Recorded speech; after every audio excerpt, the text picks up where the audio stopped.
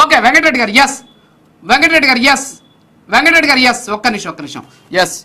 నేను కృష్ణకాంత్ గారు, సరే మీరు కూడా కూటమిలో ఉన్నారు కాబట్టి ఇప్పుడు వెంకటరెడ్డి గారు ఏమంటున్నారు, 4వ తేదీ జరిగింది, ఈరోజు 20వ తేదీ, సిఐ ఎందుకు రోడ్డు మెదపలేదు, సిఐకి సంబంధించి విచారణ ఎందుకు చేయలేదు అని ఆయన చెప్తున్నారు. ఆల్రెడీ ఎఫ్ఐఆర్ నమోదైంది, అది కళ్ళ ముందు కనిపిస్తుంది. పీసీఆర్ ఒకసారి ఆ ఎఫ్ఐఆర్ కూడా ఒకసారి ప్లే చేయండి, అది కూడా ఆయన మీద సిఐ మీద వచ్చినటువంటి ఎఫ్ఐఆర్ ఒకటి ఉంది మీ దగ్గర, అది కూడా ప్లే చేయండి. కృష్ణకాంత్ గారు రియాక్ట్ అవ్వండి ప్లీజ్. సార్ రాజు గారు, ఇక్కడ సీఏ గారు ఎందుకు రియాక్ట్ అవ్వట్లేదు? ఇది మ్యాటర్ ఇస్ సబ్జుడిస్. ఇప్పుడు ఇది కోర్టు పరిధిలో ఉంది అండ్ పోలీస్ ఇన్వెస్టిగేషన్ పరిధిలో ఉంది. అలా సీఐ ఎవరైతే ముఖ్యంగా ఒక పబ్లిక్ సర్వెంట్ అయి ఉండి అతనే ప్రధాన నిందితుడైనప్పుడు అతను బయటకు వచ్చి వీళ్ళలాగా ప్రెస్ స్టేట్మెంట్లు ఇవ్వడానికి ఉండదు.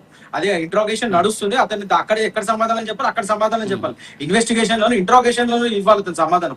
అంతేగాని వీళ్ళలాగా పబ్లిసిటీ కోసం బయట ప్రెస్ కాన్ఫరెన్స్ పెట్టాడు కదా. ఈ మాత్రం వెంకటరెడ్డి గారికి ఎంత న్యాయ పరిజ్ఞానం ఉందని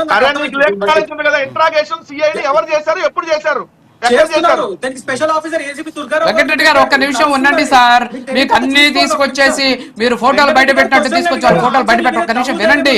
కాదు, ఎంక్వైరీ నడుస్తోంది, మీరు ఓపిక పడితే కదా విచారణ జరుగుతుంది. ఎవరు విచారణ చేస్తున్నారు, ఎన్ని గంటలకు విచారణ చేశారు, ఎక్కడికి తీసుకెళ్లి విచారణ చేశారంటే జరుగుతా ఉంది. అవన్నీ ఒకేసారి తీసుకొచ్చేసి బయట పెట్టరు కదా. వెయిట్ సార్, వాళ్ళు మాట్లాడేది వినండి ప్లీజ్. వెంకటరెడ్డి గారు ప్లీజ్ రిక్వెస్ట్ చేసుకున్నా వినండి, సబ్జెక్ట్ నడవాలి కదా. కృష్ణకాంత్ గారు మాట్లాడండి. జూన్ 2వ తారీఖున వాళ్ళ తల్లి గారు అంటే ఓపెన్ డిబేట్. ఇప్పుడు జగన్మోహన్ రెడ్డి గారు లిక్కర్ స్కామ్ కి సంబంధించి ఇప్పటి వరకు మాట్లాడలేదు సార్. లిక్కర్ స్కామ్ లో అరెస్టులు జరిగాయి, లిక్కర్ స్కామ్ అన్ని జరిగాయి, ఎందుకు మాట్లాడలేదు అంటే ఆ కేసులో ఆయన మీద నింద చూపిస్తున్నారు కాబట్టి ఆయన మాట్లాడలేదు, అందరూ అడ్మిట్ చేస్తున్నారు. మరి ఆయన ఎందుకు మాట్లాడలేదని ఎవరన్నా ప్రశ్నించారా? అది వేరే సబ్జెక్ట్, ఇది వేరే సబ్జెక్ట్. ఒక నిమిషం అనండి సార్. కాదు సార్, అది వేరే సబ్జెక్ట్, ఇది వేరే సబ్జెక్ట్. అవునవును, జగజీవన్ శ్రావంతులు ఎవరున్నారు తెలుసా? వీడియోలు చూపించనా? నిన్న ఆమె ఏసీపీని విచారించింది చూపించనా? కాదు సార్, కాదండి, నిన్న ఏసీపీని విచారించింది వీడియో చూడలేదా మీరు? ఏసీపీ నిన్న విచారించిన వీడియో చూడలేదా? ఎఫ్ఐఆర్ కళ్ళ ముందు కనిపిస్తుంది కదా. ఎఫ్ఐఆర్ కట్టేసి లోపలికి వచ్చారు. 302 ఐపీసీ 302 కింద సెక్షన్ కింద కేసు పెట్టింది. అతనికి ఉరి శిక్ష కూడా వేయొచ్చు.